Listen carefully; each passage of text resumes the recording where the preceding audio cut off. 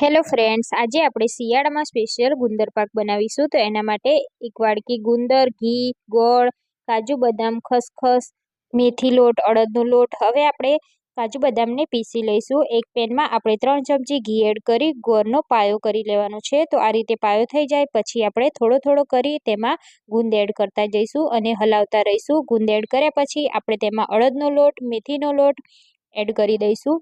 કોપરાની છીણ લીધી હતી તે એડ કરી દઈશું. કાજુ બદામ એડ કરી દઈશું અને બધું જ આપણે સરસ રીતે હલાવી દઈશું. સૂંઠ ગંઠોડાનો પાવડર પણ એડ કરી દઈશું અને આ રીતે આપણે એક સુખડી જેવું ટેક્સચર આવે ત્યાં સુધી તેને હલાવી લેવાનું છે. તો થોડું થોડું કરી આપણે બધું જ આમાં એડ કરી દેવાનું છે અને ગેસની ફ્લેમ આપણે મીડિયમ જ રાખવાની છે. હવે આપણે ગેસ બંધ કરી દઈશું અને એક થાળીને ગ્રીસ કરી લઈશું. હવે જે મિશ્રણ આપણે રેડી કર્યું છે તે આમાં પાથરી દઈશું. બદામથી આપણે ગાર્નિશિંગ કરી લઈશું. હવે આપણે સુખડી